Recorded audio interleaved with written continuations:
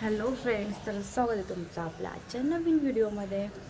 तर आता आम्ही आहे गणपतीपुळ्यामध्येच आहे आणि रुही आणि मी हे असे दिसतो। तर रुहीचा आणि माझा नाश्ता झाला आहे, आम्ही दोघी रेडी पण झालो आहे, पण पप्पा आहेत ना त्यांची अजून आंघोळ पण नाही झाली आहे, ते आता आंघोळ करतील आणि मग आम्ही इकडनं निघू। कुठे जाणार इथून? गोवा।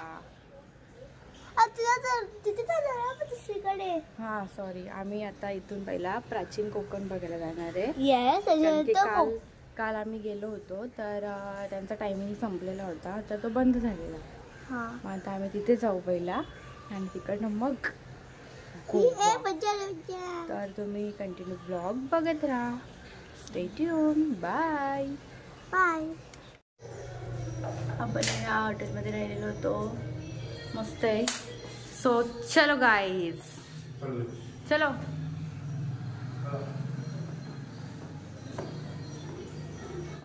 तर आम्ही आता निघालोय आणि पाठीमागे बघ काय फ्लावर्सचं झाड।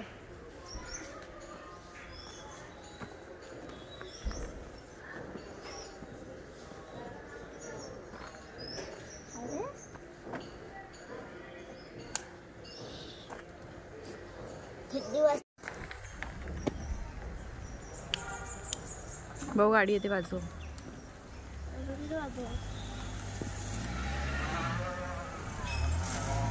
आणि इकडनं असं गेलो की मंदिर आहे, फक्त 5 मिनिटावर। आपण नंतर दाखवूया।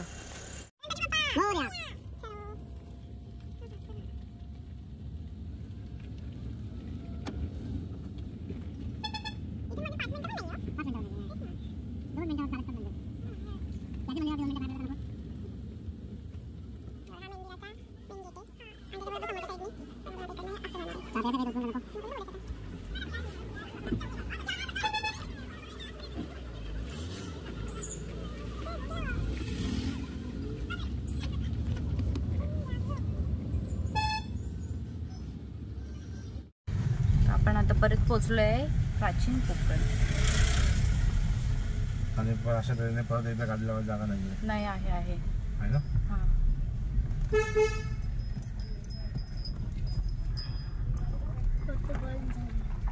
आता नाही बंद झाला। चल ती बघ त्याच्या मागे वाजव, तिथे लावा ना या साईडला।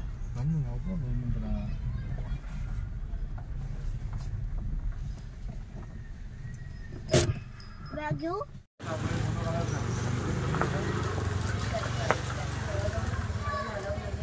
लांबून व्हिडिओ सगळीकडे का? हां, सगळीकडे काढू शकतो।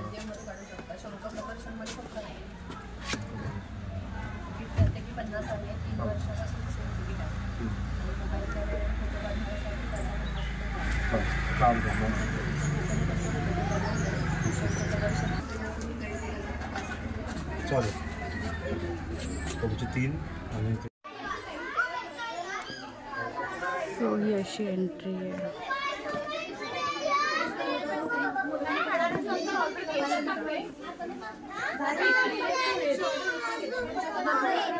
काय खायचं का? नको हे तुला काय खायचं?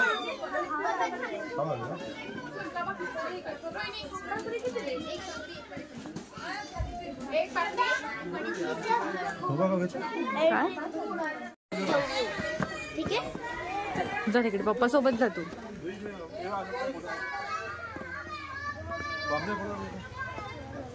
ते आयडी काढू, ते आयडी घालतो, पकडून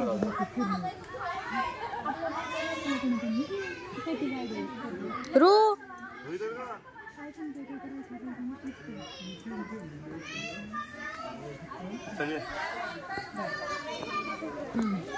चला।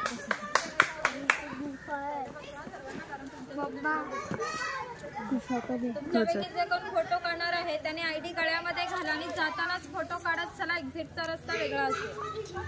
नमस्कार, मी मयुरी प्राचीन कोकणमध्ये आपले स्वागत करते। Konkan tourism development and research centre ही आमची संस्था आहे आणि या ठिकाणी आम्ही पर्यटनातून रोजगार निर्मिती हा विषय विविध धार्मिक ग्रंथांचा अभ्यास करून आम्ही इकडे एक नक्षत्र बाग तयार केली आहे. प्रत्येकाच्या जन्म नक्षत्रानुसार एक वृक्ष आराध्य वृक्ष म्हणून मानला जातो आणि त्याची पूजा अर्चा केल्यास त्या व्यक्तीला धन सौख्य आरोग्य प्राप्त होते. प्रत्येकाच्या जन्म नक्षत्रानुसार बाहेर मोठा बोर्ड असतो. तुम्ही तो बोर्ड एक्झिट करताना पाहू शकता. चला, हे छोट्या पिल्लांना शांत करायला लागेल जरासं. मॅडमचा आवाज आला लागेल. तो पिंपळ पार आहे. आपण कोकणी माणसे वड पिंपळ यांना पवित्र म्हणतो. तसेच त्यांना आपण दीर्घायुष्याची प्रतीके मानलेली आहे. याला पिंपळ पार म्हणतात कारण त्याच्या भोवती जो दगडी कट्टा बांधला आहे त्याला कोकणी भाषेमध्ये पार असे म्हणतात. हा पार सुमारे 400 वर्षापूर्वी बांधलेला आहे आणि जेव्हा पार बांधला गेला तेव्हा इकडे पिंपळाचं रोप लावण्यात आले. म्हणजेच हा पिंपळ सुद्धा 400 वर्षापूर्वीचा जुना आहे.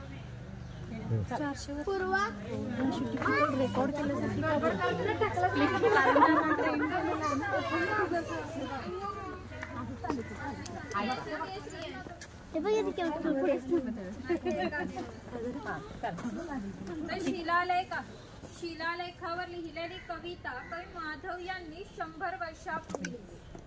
चिपळूण येथे झालेल्या पहिल्या कोकण मराठी साहित्य संमेलनामध्ये या कवितेला कोकणची प्रातिनिधिक कविता म्हणून स्वीकारण्यात आली. या कवितेमध्ये नंदनवन हा शब्द आला आहे. नंदनवन या शब्दाचा अर्थ आहे स्वर्गातील इंद्राची बाग जितके सुंदर आहे तितकेच आपले कोकणही सुंदर आहे. एक गुहा काळाचे प्रतीक आहे. गुहेच्या अलीकडे आहे वर्तमान काळ आणि गुहेच्या पलीकडे आहे 500 वर्षांपूर्वीचा भूतकाळ. इथून पुढे पाहणार आहात 500 वर्षापूर्वी कोकणी माणसे कशी राहत होती, त्यांची समाज रचना, ग्रामरचना, खाद्य संस्कृती व परंपरा कशा होत्या. गुहेतून येताना थोडंसं वाकून हे 2 मिनिटं थांबा. जागा द्या त्यांना. ह्याला जाऊ दे पहिले. ह्याला जाऊ दे पहिले, मग आपण जाऊ दे.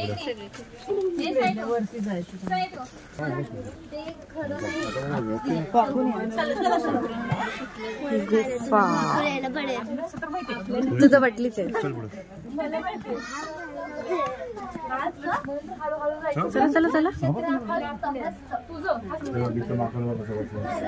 तिकडे बघा साईडला.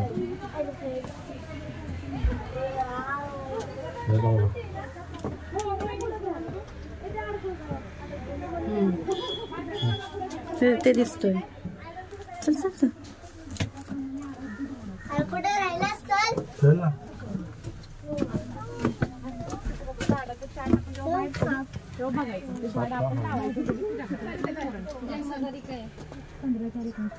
बोला. ते कोकमचं झाड आहे. त्याला जे फळं येतात त्यापासून कोकम सरबत किंवा कोकम आगळ तयार केले जाते.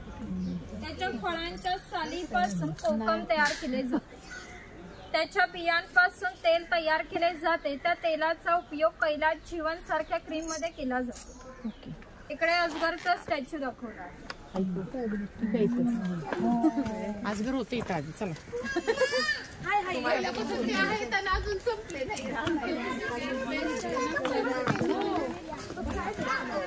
हे बरं कोल्हा.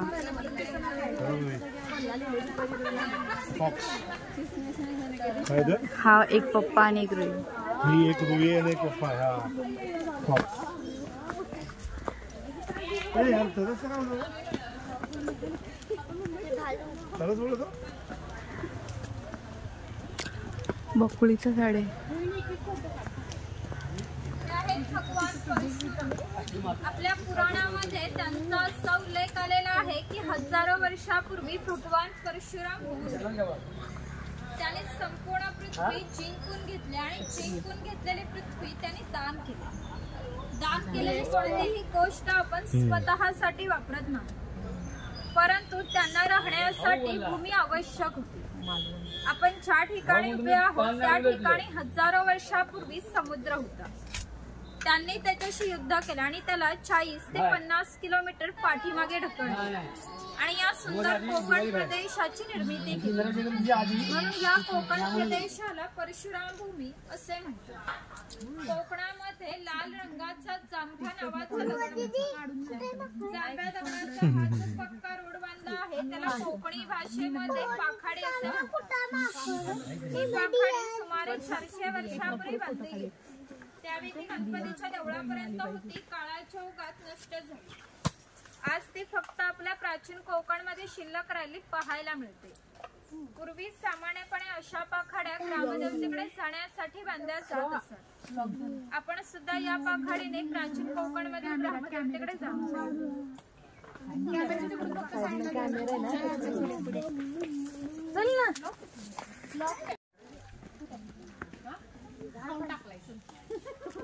स्पाइसेस गार्डन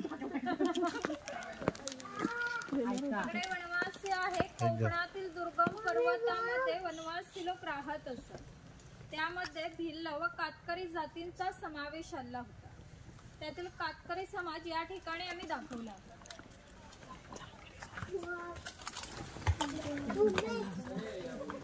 इथे बटन पाहिजे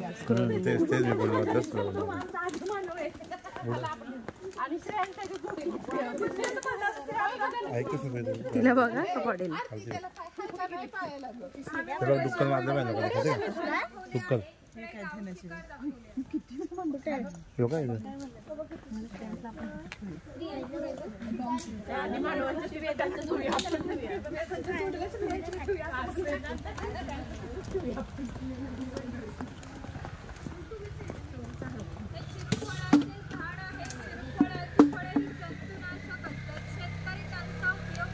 साठवण्यासाठी करतात. तसेच त्यांचा उपयोग गरम मसाल्यासारख्या पदार्थांमध्ये सुद्धा केला जातो. त्रिफळाचं त्याच्यापासूनच बनतं ना.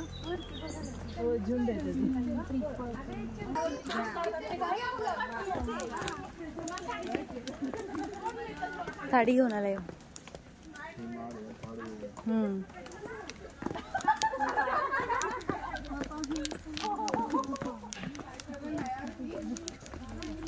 एक ग्रामदेवतेचं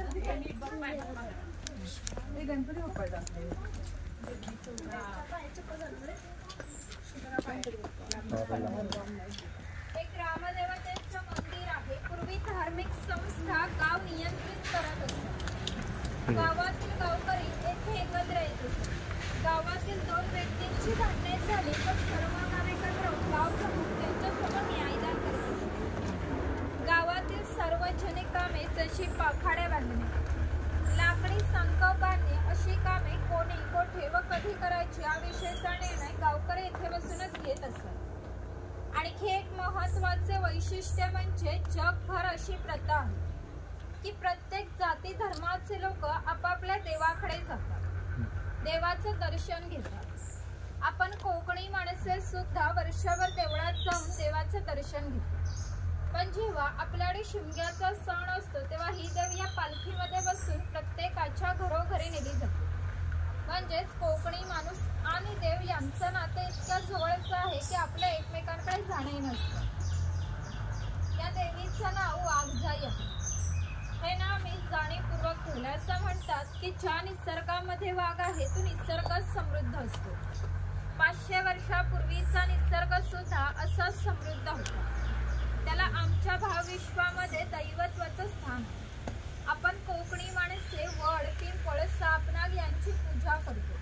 म्हणजेच आपण निसर्ग पूजक माणसे आहोत. म्हणून या देवीचं नाव सुद्धा प्रत्यक्ष निसर्गाशी संबंधित असं ठेवलंय वाघजाई.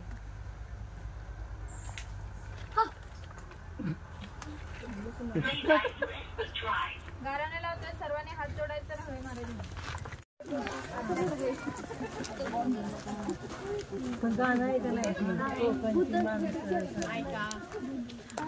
इकडे कडक लक्ष्मी दाखवले आहे. कोकराई लोक असतात जे स्वतःला चापकाने मारून घेतात ते या ठिकाणी दाखवले आहे. ते पूर्वी खेळ करण्यासाठी गावामध्ये यायचे, त्यांच्यामुळे इकडे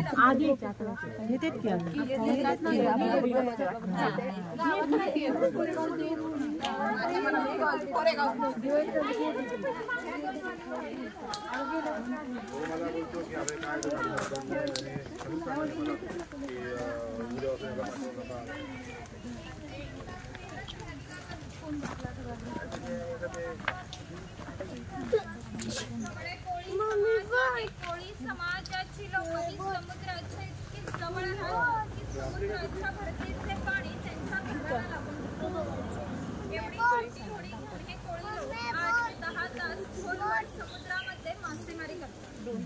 कधी कधी तर समुद्रामध्ये सणाला त्यांच्या होडीपेक्षा मोठे असतात. तरी हे लोक कुशलतेने होडी वल्लावतात आणि पहाटेच्या वेळी घरी परततात. कोणी पासून तो फोटो काढतो पण ते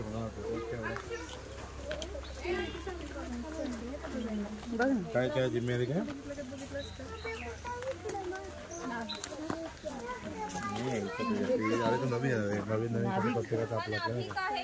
कोकणामध्ये 12 बलुतेदार पद्धत अस्तित्वात म्हणजेच नाभिक, सुतार, कासार हे प्रत्येकाच्या घरोघरी जाऊन सेवा पुरवतात. त्या बदल्यात त्यांना पैसे नव्हे तर केवळ धान्य मिळते.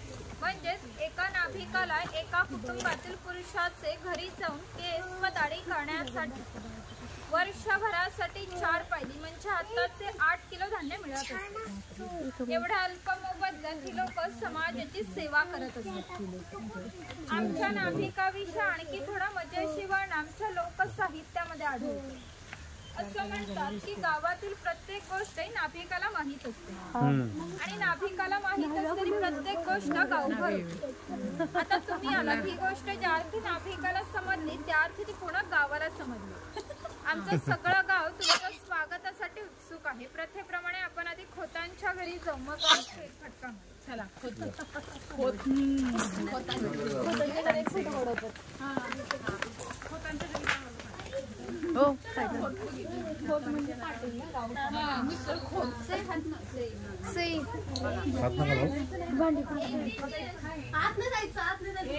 सापसडी खेळतायत. खोत आहे राजाच्या गावातील थेट प्रतिनिधी म्हणजे खोत.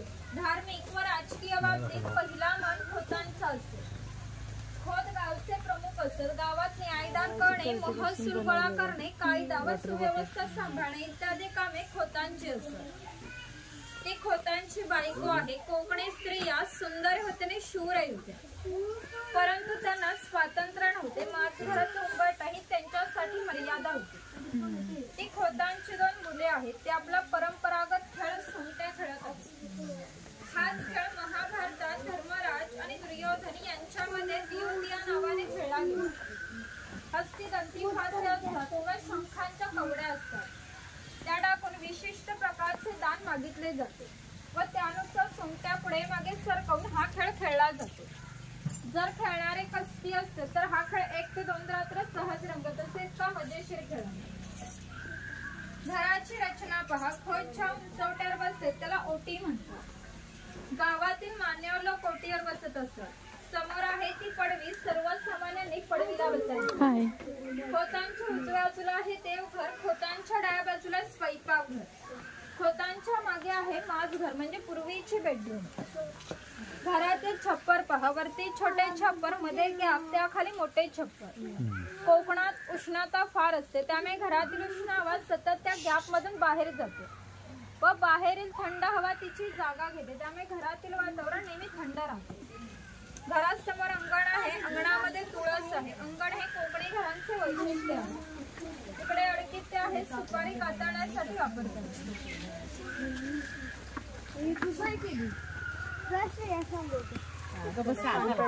इकडे पाटाच्या पाण्यावरती लहान मुलाला खेळताना दाखवलं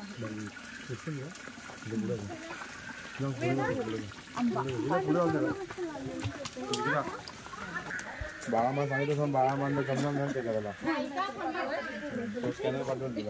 तो शेतकरी आहे. पूर्वी त्याचं घर जसं असायचं अगदी तसंच घर या ठिकाणी आम्ही उभारलं. तिची चूल दिसते तिला कोकणी भाषेमध्ये पिरसा म्हणतात. पूर्वी ती सतत पेटी ठेवली जायची. जेव्हा शेतकऱ्याच्या बायकोला स्वयंपाक करायचा असता तेव्हा ती इथले 2-3 निखारे घेऊन स्वयंपाक घरातील चूल पेटवीत असे. जर हा विस्तव विधला तर घरामध्ये 2 गारगोट्या ठेवल्या जात असत. त्या एकमेकांवर घासून विस्तव करावा लागत असे. ही खोईनी आहे. हिचा वापर मासे पकडण्यासाठी केला जात असे. पाठीमागे वेलीने बांधून ती पाण्यात ठेवली जाते. हिची अंतर्गत रचना अशा पद्धतीची आहे की आत गेला मासा कधीही बाहेर पडू शकत नाही. तिकडे कणगी आहे. तिचा वापर धान्य साठवण्यासाठी केला जात असतो. तिच्या आतमध्ये धान्य ठेवून वरती चिरफळाची फळे पसरवून त्यावर झाकण लावून हे सर्व बाहेरून शेणामातीने लिंपून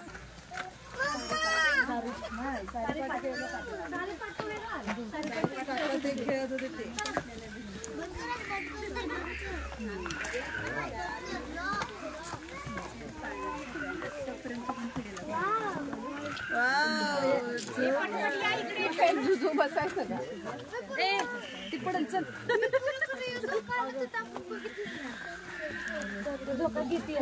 इकडे कुंभार आहे. गावातील मातीशी संबंधित सर्व कामे हा कुंभार करीत असतो. गणपतीचे दिवस झाले की लाल मातीचे गणपती तयार करून देणे. उन्हाळा आला की मातीची मडकी तयार करून देणे. दिवाळीच्या वेळेला पणत्या तयार करून त्या प्रत्येकाच्या घरोघरी नेऊन पोचवण्याचे काम हा कुंभार करीत असतो. हे सफेद रंगाचे मडके आहे ते माडी काढण्याचे मडके आहे. कोकणामध्ये नारळाची झाडे मोठ्या प्रमाणात असतात. त्यांना नारळ येण्यापूर्वी पोळी येते. तिला आडवा काप दिला जातो. बाजूने विशिष्ट प्रकारचा झाडपाला लावला जातो. तो पाला आतील माडी शोषून घेतो. व थेंब थेंब गाळणारी माडी हे मडके वरचेवर लावून त्यामध्ये साठवली जाते. काळाच्या ओघात 12 बलुत्र्यांचा असं नष्ट झाले, परंतु माडी काढण्याचा व्यवसाय अजूनही व्यवस्थित चालू आहे.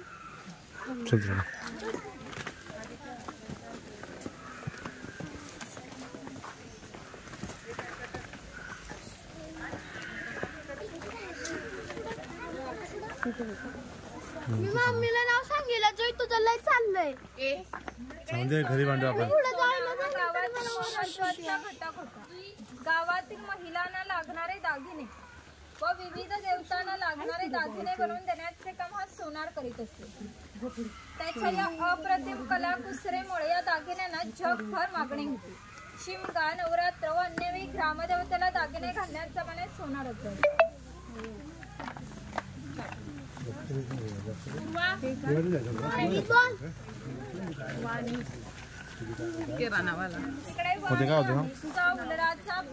या कोकणातील बंदरांना 5000 वर्षांपूर्वीचा इतिहास. या बंदरांमधून भारतीय व्यापाऱ्यांनी जगाशी व्यापार केला. येथून निर्यात होणाऱ्या वस्तूंमध्ये हस्तकौशल्याच्या वस्तू, तलाम, कापडाची तंती वस्तू, हिरे, माणिके, मोती, शंख, शिंपले इत्यादी वस्तूंची निर्यात हा वाणी करत असते. त्या बदल्यात संपूर्ण जगातून भारतामध्ये सोने येत असते. म्हणजे भारताने जे सुवर्ण युग अनुभवलं त्याचे प्रवेशद्वार ही कोकणची बंदरे होती.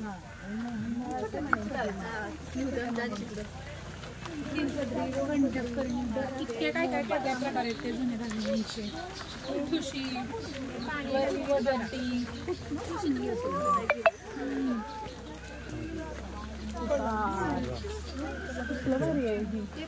सुतार आहे. कोकणातील 12 पुरस्कार दाखवताना अधिक कौशल्यावर या ठिकाणी आम्ही दाखवले.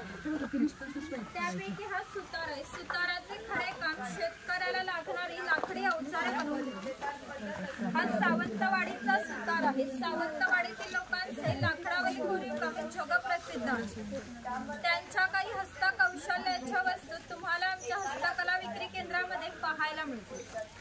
इकडे दरवेळी दाखवला आहे अस्वलाचे खेळ बनवणे. इकडे गारपी दाखवले आहे.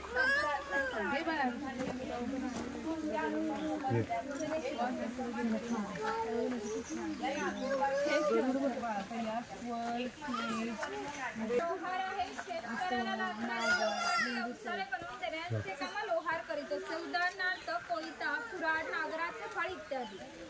500 वर्षापूर्वी कोकणाची राजकीय परिस्थिती अस्थिर होती. बरेचसे लोक सैन्यामध्ये होते. त्यांना लागणाऱ्या लोखंडी ढाली व तलवारी बनवून देण्याचे काम लोहार करीत असते.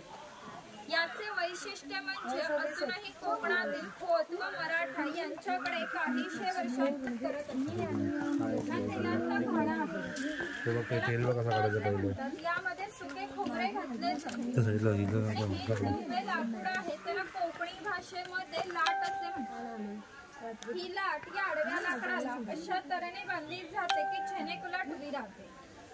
या ठिकाणी जोखडाला बैल बांधला जातो आणि या आडव्या लाकडावर दगड ठेवून तिने स्वतः यावर बसतो आणि हे सर्व वजन घेऊन बैल गोल फिरवला जातो. त्यामुळे आतील खोबरे रगडून त्याचे तेल निघते.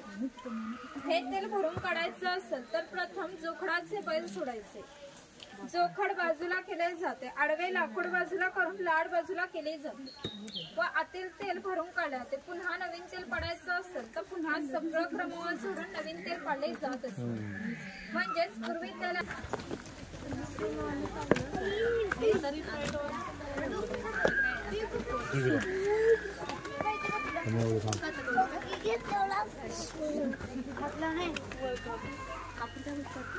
हा पुरुड समाज आहे. पूर्वी प्रत्येक व्यवसाय हे जातीने होते. व्यवसाय निवडीचे स्वातंत्र्य नव्हते. प्रत्येकाला आपल्या जातीचाच व्यवसाय करावा लागत असे.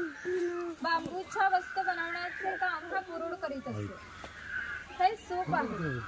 ही ओवळी याचा वापर धान्य धुण्यासाठी किंवा आजही धार्मिक कार्यामध्ये केला जातो. जेव्हा आपल्याकडे शुभ कार्य असते तेव्हा घरातील कुमारिका किंवा सौभाग्यवती स्त्रिया या रोवळीमध्ये दिवा ठेवून हातात घेऊन उभ्या असतात. शुभ कार्य पार पडण्यापूर्वी जर हा दिवा विझला तर कार्य अशुभ मानले जाते. अजूनही आमच्या चाकरमान्याचे जर मुंबईला लग्न असेल तर ही रोवळी गावावर मुंबईला पाठवली जाते. मुंबईमध्ये सर्व वस्तू मिळतात पण ही रोवळी मिळत नाही.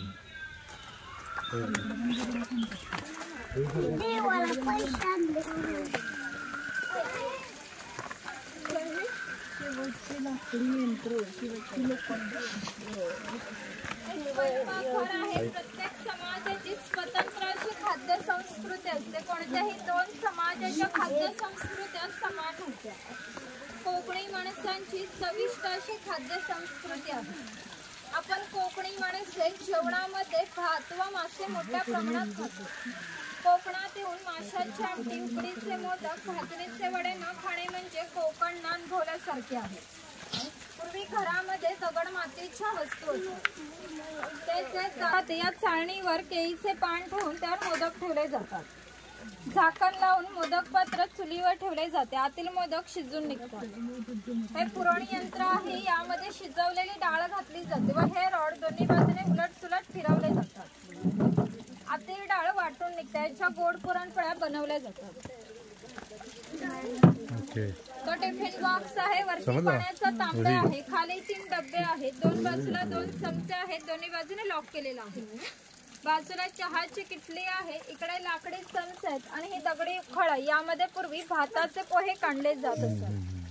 यावरून तुमच्या लक्षात येईल की पूर्वीचे जीवन असे कष्टमय होते आणि हजारो वर्ष ते याच पद्धतीने जगले गेले.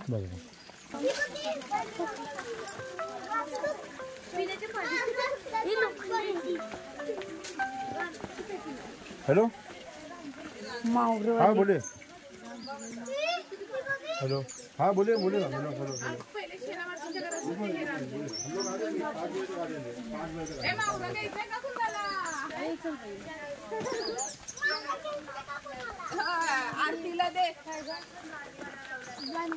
नहीं नहीं नहीं मैं तो 2 ही लोगे तो मैं नहीं नहीं नहीं हम लोग 4 से 5 बजे तक आ जाएंगे. ठीक है ना. Okay okay. मला तुला पाहिजे तो समजला का तुझी. वयाच्या 8व्या किंवा 10व्या वर्षी होता. तोपर्यंत हा काळ सर्या मुलीच्या बांगड्या भाण्याचा कोणत्याही प्रकारचा मोबदला घेत त्या मुलीचे लग्न होईल. प्रत्येक गावामध्ये भरपूर मोठे जंगल होते. त्यामुळे गावात पाणी मोठ्या प्रमाणात उपलब्ध होते. गावात ज्या ठिकाणी उंचावरती बारमाही पाणी असते तेथे धरण बांधून प्रत्येकाच्या घरोघरी पाणी पाटाने नेले जात असते. या पाण्यावरती आमच्या नारळी खोपडीच्या बागा उन्हाळी भात शेती होत असते. उन्हाळी भात शेतीला भरपूर पाणी लागते. तेवढे पाणी प्रत्येक गावात उपलब्ध. ग्रामदेवतेनंतर पाणी हे असे एकमेव ठिकाण होते की ज्या ठिकाणी सर्व गाव एकत्र येत असते. लहान मुले मासेमारी व अंघोळीसाठी येत असतात. स्त्रिया कपडे धुण्यासाठी किंवा पाणी भरण्यासाठी या ठिकाणी येत असतात. थोडक्यात आमच्या ग्रामीण जीवनाच्या मध्यवर्ती केंद्र हा आमचं कानवटा होता. खोले म्हणतात आपल्याला.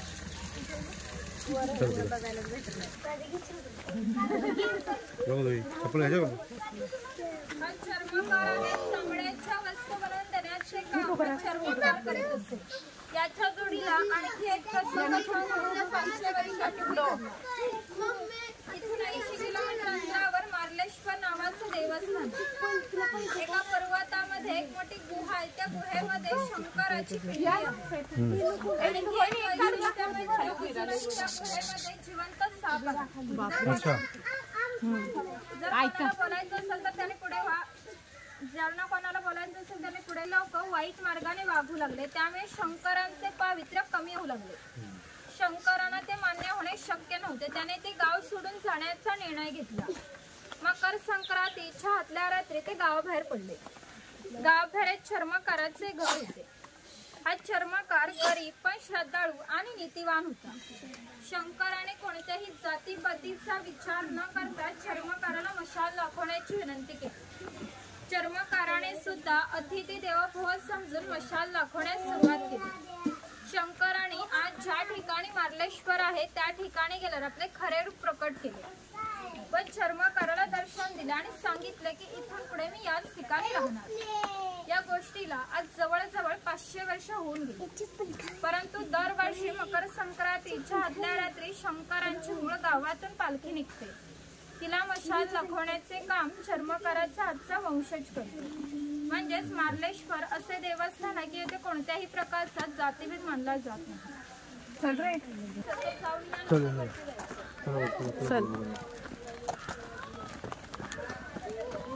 मार्लेश्वर मंदिराची प्रतिकृती आहे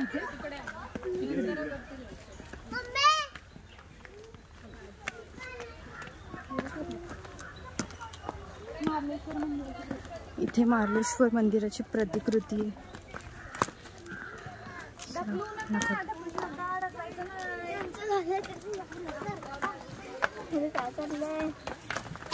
चप्पल घातली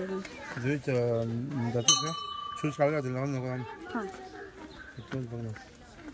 तेव्हा इथून दिसतं बघ. इथे माझ्या साईडला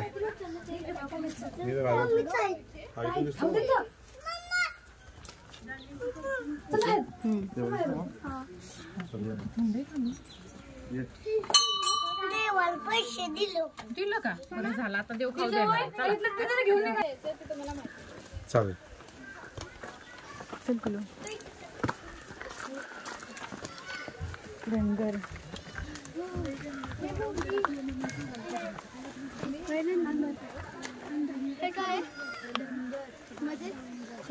भरते मेंढी ती घेतात मेंढी ती नेत धन आहे. पूर्वी हा धनगर समाज इतक्या दुर्गम ठिकाणी राहत असे. तिथून त्यांचा पहिला बस स्टॉप 10 ते 12 किलोमीटर अंतरावर असे. हे लोक ज्यावेळी गावात येत असत त्यावेळी पायात चामड्याच्या भाना, हातात घुंगरांची काठी, खांद्यावर फाटकी घोंगडी या वेशभूषेत येत असत.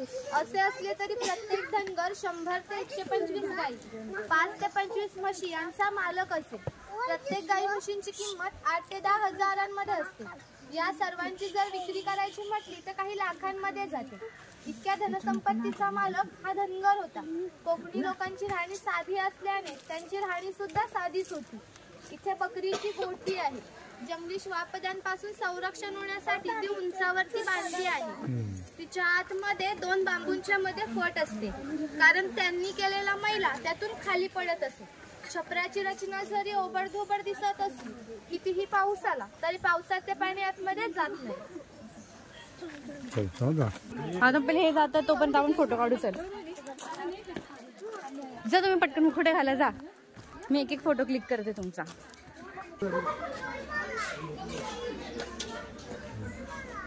आजकाल 2 मिनिटं बोल नको फोटो काढायला.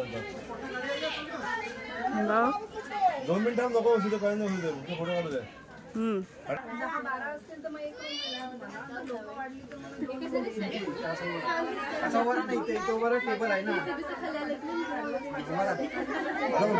तिकडे चला. फोटो काढ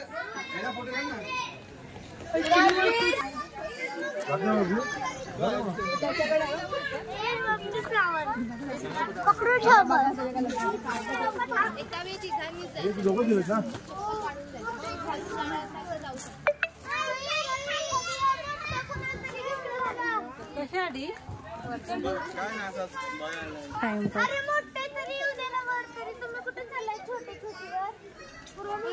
जाऊ काय प्रॉब्लेम बाकी अजून पण आहे का महिला घेऊन सोबत हा तू जाऊ तुम्ही जाणार आहे फोटो काढ ये चल ये जाऊ दे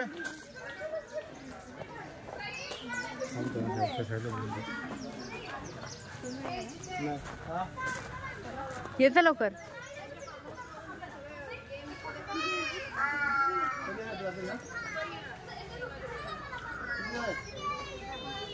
जमल का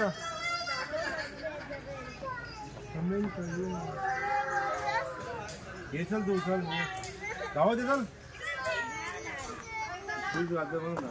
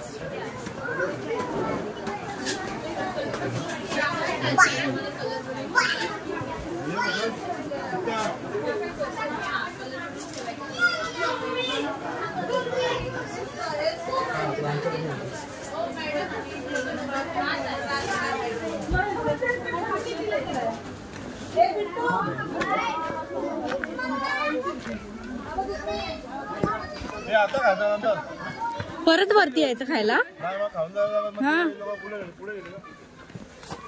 कोण नाही आता आपलं आपल्यालाच बघायचं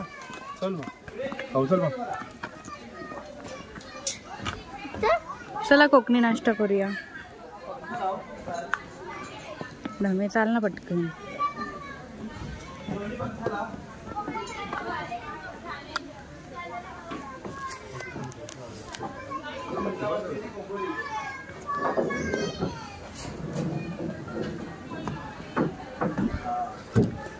खाली आपण जी नाश्त्याची ऑर्डर दिली तिथे वरती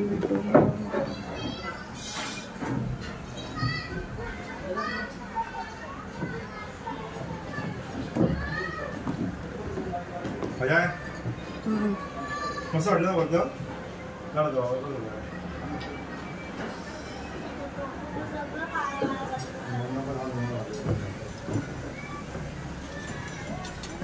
हा वरतून असा व्ह्यू आहे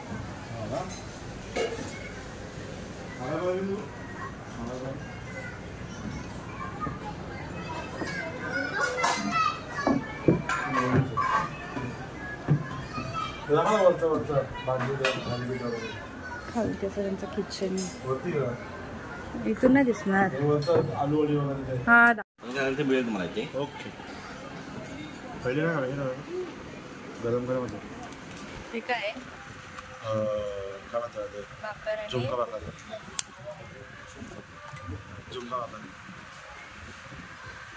आणि त्याच्यामध्ये स्पेशल डिश तुमचं तेच सांगतो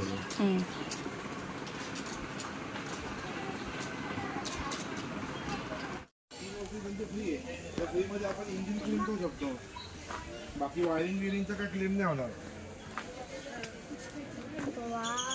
हा मी तेच ना विनाकारण टॉप मॉडेल घ्यायचं भाऊजी ते त्यांना काय फक्त टायर अलाइनमेंट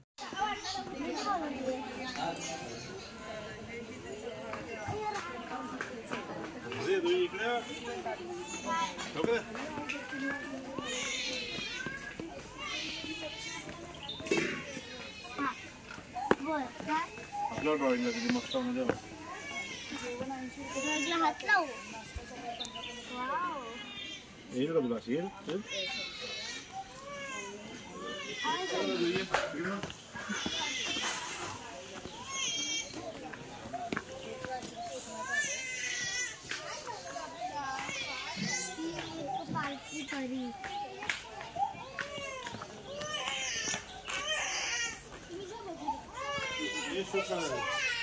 हॅलो पाठवा. आता आम्ही प्राचीन कोकण बघून निघालोय. चाललं एक्झिटमधून बाहेर. तुम्ही पण सगळं व्यवस्थित बघून घ्या आणि नक्की व्हिजिट करा. खूप मस्त वाटतं बघायला. चला आता बाय.